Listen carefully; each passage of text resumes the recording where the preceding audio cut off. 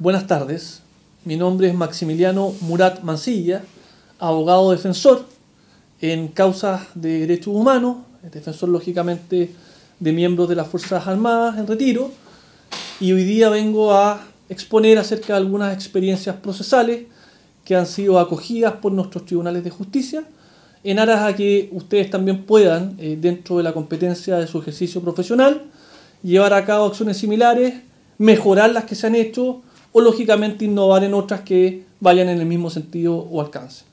Eso es lo que me gustaría hoy día relatarles, y a eso se me ha invitado. Quiero agradecer en este sentido a los organizadores del Congreso por haberme permitido hacer esta exposición, y les pido disculpas también por no estar presente hoy día, lamentablemente por un compromiso familiar.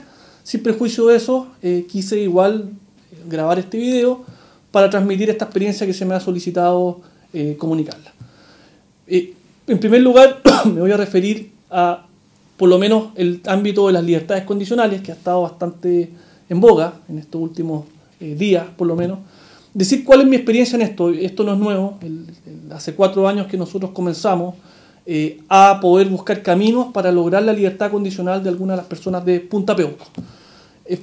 Partimos innovando porque sabíamos que en ese momento la Sala Penal de la Corte Suprema no otorgaba libertades condicionales porque aplicaba o interpretaba la ley de una manera distinta como nosotros la entendíamos. Por lo tanto, nosotros se nos ocurrió en el principio de este camino irnos por lo que se denominaba un recurso de protección. Es raro irse de protección para sacar una libertad condicional, porque la libertad condicional siempre se obtiene mediante recurso de amparo, que es aquella acción constitucional que tiene por objeto resguardar la libertad personal de una persona, o la seguridad o libertad personal. En cambio, los recursos de protección no están enfocados para eso. Pero se nos ocurrió decir que respecto a las personas que están cumpliendo pena en Punta Peuco, había una vulneración no solamente de su libertad personal, sino que una vulneración de la igualdad ante la ley, es decir, el artículo 19, número 2 de la Constitución. Y ahí entonces era posible acoger la tesis de interponer un recurso de protección en contra de la Comisión de Libertad Condicional y de Gendarmería, y entonces tratar de obtener una libertad condicional. Así partió el camino. En ese momento, cuando se presentó el recurso de protección, que era una cosa muy innovadora, lo que sucedió es que la sala tramitadora de la Corte de Apelaciones de inmediato lo declaró inadmisible. O sea, no alcancé ni a entrar a discutir el asunto y me lo habían advertido. Y de inmediato, 3-0, los ministros de la Corte de Apelaciones de la sala tramitadora lo declararon inadmisible. Y repusimos, lógicamente en su momento, con antecedentes nuevos, señalando que en otros recursos de protección se había discutido cuestiones similares sobre igualdad ante la ley con temas de libertad, y aún así negaron la reposición y perdimos esa protección. Y en ese momento nos fuimos de queja. Nos fuimos de queja a la Sala Constitucional de la Corte Suprema, a la tercera Sala Constitucional. Y conociendo el recurso de queja, la Sala Constitucional lo que hizo fue rechazar la queja, pero de oficio, de alguna manera, repuso el recurso de protección, lo admitió a trámite e inhabilitó a los ministros que habían declarado inadmisible dicho recurso de protección. Y así partimos. Después tuvimos la suerte de que dicho recurso de protección cayó en una sala de ministros que eran bastante rigurosos con la aplicación de la ley de manera correcta. Y esos ministros acogieron el recurso de protección, se ganó 3-0. Después, lógicamente, se nos vino todos los contrincantes encima. Me acuerdo que se hizo parte no solamente Nelson Caucoto, no solamente Hugo Gutiérrez, que son los más emblemáticos en esto, se me hizo parte también varios diputados de la República. Se hicieron parte varios personajes, digamos, de la Vicaría de la Solidaridad, los familiares de las personas que habían sido víctimas de los delitos de aquellos que estaban peleando la libertad condicional. 11 partes se hicieron parte, o 11 personas se hicieron parte de la Suprema en la Sala Constitucional respecto a la apelación, porque ellos apelaron del fallo. Lo conoció la Corte Suprema en la Sala Constitucional en cuenta. Eso es bien interesante porque los recursos de protección generalmente se ven en cuenta. Y eso permitió evitar que fueran las familiares, digamos, de las víctimas, hacer la presión indebida que muchas veces hacen. Lógicamente lo hacen producto de la misma pasión que ellos sienten por lo que ellos creen que fue grave, digamos, respecto a sus propios familiares. Yo lo entiendo y no los voy a juzgar. Pero esa presión indebida, a juicio de nosotros, no se dio. y por lo tanto pudieron tranquilamente los ministros de la Suprema en cuenta revisar el fallo y lo terminaron por acoger 5-0 y 4-1, pues eran dos personas. Uno era Miguel Muñoz Uribe de Ejército y el otro era Alejandro Sáenz Mardones del caso de Gollado. Entonces, así partimos. Y se acogieron los recursos de protección y estas dos personas salieron en libertad condicional hace 4 años atrás.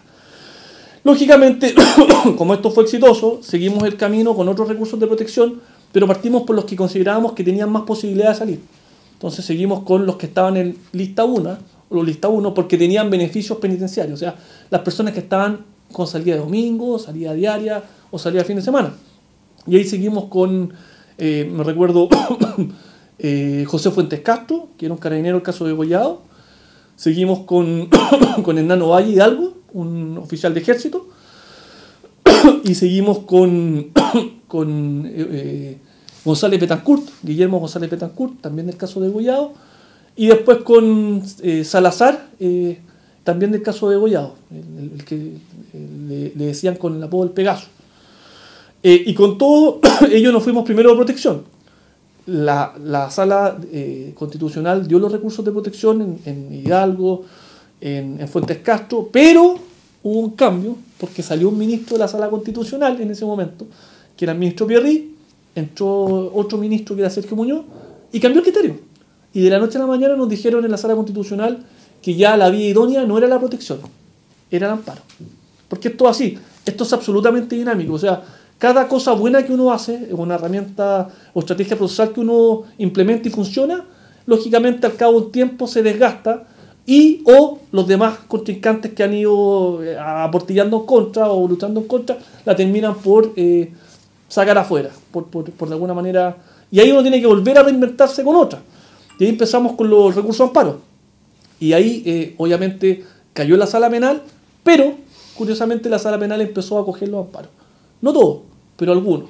Sobre todo los que tenían salida diaria. Por caso emblemático, por ejemplo, Fuentes Castro, me va a perdonar, tenía salida diaria. O sea, todos los días salía del penal, en la mañana, volvía en la noche, los fines de semana pasaba todo el fin de semana en su casa, pero la Corte seguía diciendo que era un peligro para la seguridad de la sociedad, que no está rehabilitado. ¿Cómo no va a estar rehabilitada una persona que sale todos los días? ¿Cómo va a estar rehabilitado de lunes a viernes, de las 8 a las 6 de la tarde, y no está rehabilitado para estar en sociedad de las 7 de la tarde a las 5 de la mañana, 4 noches de 7 días? Si esto era un absurdo. Y contra esos absurdos tuvimos que pelear, y lógicamente ahí lo que triunfó no fue la calidad jurídica, las reglas de la lógica. O sea, una persona que está en esas condiciones no puede ser un peligro para la sociedad ni no estar rehabilitado. En el caso de González Betancourt era más grave porque tenía salida diaria y esta persona tenía un brazo amputado, o sea, tenía un problema de discapacidad y además tenía Parkinson. ¿Cómo esa persona va a ser un peligro para la seguridad de la sociedad? Independiente del delito que esté cumpliendo o la cantidad de años que lleve cumpliendo condena. Y así seguimos, por ejemplo, digamos, con los listados, porque antiguamente en Punta Peuco se precalificaban a los internos en lista 1 y lista 2. Lista 1 los que tenían beneficios y lista 2 los que no tenían. Y después de que se ganó un recurso de amparo, me acuerdo, con Salazar, con el Pegaso, de ahí la Corte de Apelaciones ordenó que todos los que cumplían con los requisitos objetivos del decreto ley 321 tenían que ser puestos en lista 1 y no en lista 2. Y hoy día prácticamente todas las personas que están en Punta Peuco que cumplen los requisitos objetivos están en lista 1. O sea, ninguno está en lista 2, como era antes. Antiguamente todos estaban listados, excepto los que tenían salida de domingo. Cosa curiosa, que eso era absolutamente ilegal y irregular. Y ahí empezamos a ganar los lista 2. Y ahí obtuvimos, me acuerdo en ese camino, en total, yo obtuve 12 libertades condicionales y mis demás colegas obtuvieron 6 más. Creo que fueron 18 o 19 libertades condicionales. Todo esto con Juica incluido, todo esto con Dam incluido, con los ministros de la Suprema titulares, que era Juica, Brito, Dam, Cisterna y el otro Kingsmiller. Obviamente de acuerdo a las integraciones, si era 3-2, 4-1, 5-0, en fin, etc. Hubo de todo. Hasta que nos encontramos con la situación de hoy día, en que efectivamente la Corte Suprema lo único que hizo fue seguir el criterio que ya tenía hace 4 años atrás y que dependía del caso a caso si lo otorgaba o no lo otorgaba. Y en este caso se juntaron varios libertades condicionales en un solo día y se otorgaron, porque a juicio de la misma sala penal sí se cumplían con los requisitos legales y estamos en las situaciones que estamos, en que finalmente están siendo absolutamente amedrentados los ministros de la Corte Suprema con una herramienta constitucional que es legal, pero que no está destinada a que puedan cambiar los jueces sus fallos. Está destinada a que si los jueces no cumplen sus funciones o cometen delitos, ¿cierto?, puedan ser juzgados constitucionalmente. No si el contenido de los fallos les parece correcto o incorrecto a los señores de la Cámara de Diputados. O sea, ahí la herramienta está siendo, a mi juicio, mal empleada y hay un abuso del derecho. Pero eso es una opinión personal, una opinión que tampoco representa a ninguna de las instituciones que trabajo. Por lo menos eso quería comentarles como primera experiencia con las libertades condicionales. Todos los procedimientos que se aplican hoy día a las personas que están enjuiciadas por causa de derechos humanos es el procedimiento antiguo, el que se denomina inquisitivo. Pero lo más grave es que son procedimientos atentatorios absolutamente contra el debido proceso. Son procedimientos que a lo largo de la tramitación vulneran una serie de garantías constitucionales e internacionales que creo que nosotros tenemos que sacarle partido. Creo que hoy día está el momento para poder de alguna manera accionar mucho mejor y con más fuerza respecto a estas violaciones de garantías del debido proceso constitucionales. Porque la gente se está dando cuenta de que en estricto rigor se les está pasando la mano en la forma como están enjuiciando a los militares en este tipo de causas. Piensen lo siguiente, el procedimiento investigativo de estas causas es secreto. Y es secreto porque todas las diligencias que se realizan antes de que la persona sea procesada se realizan en ausencia de la persona procesada, sin que sepa, y cuando ya el ministro encontró todos los elementos de prueba con que podría contar para poder vincular a alguien en este tipo de causa, recién ahí uno se da cuenta de que tiene algo que ver, le toman declaración a la persona, lo someten a proceso y lo meten preso en prisión preventiva. Eso es absolutamente inconstitucional. Obviamente usted me va a decir si lo sabemos y siempre ha sido así y va a seguir siendo así, conforme. Lo que yo les digo es lo siguiente, la idea que nosotros tuvimos con otros colegas que también han hecho esta misma iniciativa es alegar esos mismos vicios al Tribunal Constitucional. ¿Y con qué objeto? Con el objeto de que el Tribunal Constitucional nos diga si efectivamente los principios que se aplican en materia de juicios de derechos humanos son o no constitucionales y son o no adecuados a los estándares internacionales. Porque en el fondo, si es así, lo que lo va a decir el Tribunal Constitucional es que es correcto que una persona se le tome declaración sin abogado. Lo que va a decir el Tribunal Constitucional, si no se acoge los requerimientos, de que es correcto de que se tomen una serie de diligencias y una serie de declaraciones a todo el mundo si es que esté el abogado presente. Que es correcto que una vez que el mismo juez que investigó un determinado delito se convenció de que ciertas personas son responsables, acusó a esas personas como responsables, después juzgue a esas personas y las termine condenando. Si eso es constitucional, claramente lo que nosotros debiésemos hacer posteriormente es dar cuenta a los órganos internacionales de que aquí en Chile se considera correcto hacer todo aquello que en todos lados del mundo no se hace. Por ejemplo, el derecho a guardar silencio, que no se respeta, el derecho a no autoinculparse, que no se respeta, el derecho a ser asistido desde la primera diligencia, desde la primera declaración, que no se respeta. Entonces, en ese orden de cosas, lo que nosotros hemos hecho es recurrir al Tribunal Constitucional mediante requerimientos de inaplicabilidad por inconstitucionalidad y finalmente intentar obtener un pronunciamiento del Tribunal Constitucional acerca de si es posible que respecto a este mismo procedimiento se apliquen los principios del proceso penal nuevo. No es un cambio de procedimiento, no es partir todo de cero. Lo que nosotros estamos solicitando es que lo que ya hay se mejore y se mejore de tal manera que podamos obtener una mejor tramitación del juicio con el debido proceso y lo más importante, con la presencia del abogado, que ustedes puedan participar activamente en la interrogación del inculpado antes de que sea procesado, en la interrogación del inculpado después que ha sido procesado, en la interrogación de todos los testigos que supuestamente son de cargo en contra del inculpado, con la presencia del abogado, poder hacerles preguntas, contrapreguntas, y les aseguro de que si algún día eso resulta, claramente vamos a tener mejores resultados en casi todos los juicios, porque ustedes saben, igual que yo, que la mayoría de los testigos sigue la teoría del ministro, la mayoría de los testigos hay datos que desconocen, pero eso no queda en el acta, la mayoría de los testigos señalan cosas que serían absolutamente útiles para la defensa y no quedan en el acta porque no existe ningún abogado que permita que eso exista, que quede en el acta. y generalmente los procesados que intentan hacer este tipo de cuestiones son compelidos por los jueces a que no hagan aquellas cuestiones que ellos no quieren que hagan, sobre todo para atentar con su teoría al caso. Y por lo tanto, lo que nosotros buscamos en el Tribunal Constitucional es que se apliquen los principios del nuevo procedimiento o el nuevo proceso penal garantista, digamos, para nuestros camaradas. Esa es como la idea de los requerimientos. Todos los requerimientos que hemos hecho han ido en esa dirección. Estamos esperando los fallos de esos requerimientos. Entonces, ¿cuál es la invitación que a lo mejor yo les podría hacer a ustedes?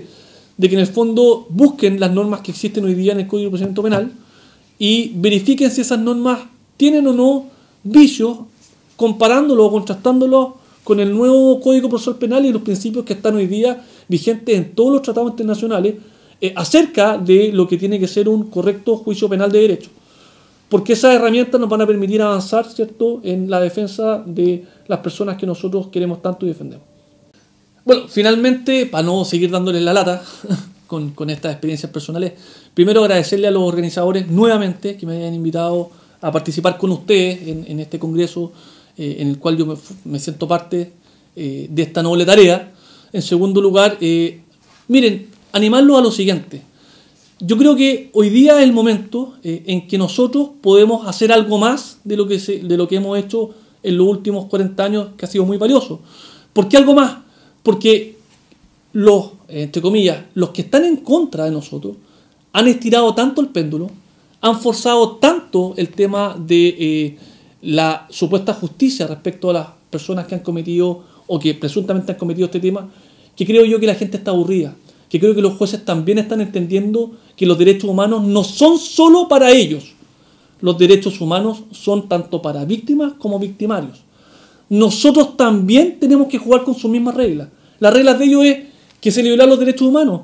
Y no puede ser posible que porque se violó el derecho humano a una persona, se nos va a violar a nosotros los derechos humanos para hacer justicia con esa persona.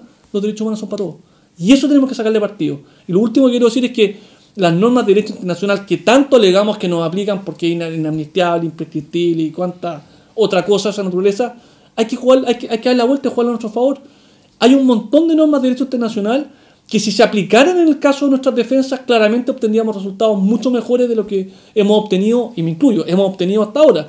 Ustedes saben que la mayoría de los juicios nos va más o menos, no siempre obtenemos los resultados que nosotros queremos, pero creo que hoy día se abre la puerta a partir de la contingencia, la polarización que hay hoy día, de que la ciudadanía se da cuenta de que los derechos humanos son para todos y no solo para algunos, y la ciudadanía se está dando cuenta de que esta justicia se está transformando en venganza, es que creo yo que debemos hacer muchas más cosas en ese mismo camino y obviamente los invito a hacerlo. Yo estoy abierto a que si ustedes pueden tener preguntas o algún tipo de comentario o quieren alguna jurisprudencia o experiencia o cuestiones, estoy abierto a dárselas. Yo les voy a comunicar mi correo electrónico con los organizadores del Congreso y claramente feliz de ayudarlos en lo que sea y que tengan un buen año 2018, sé que lo van a tener. Chao.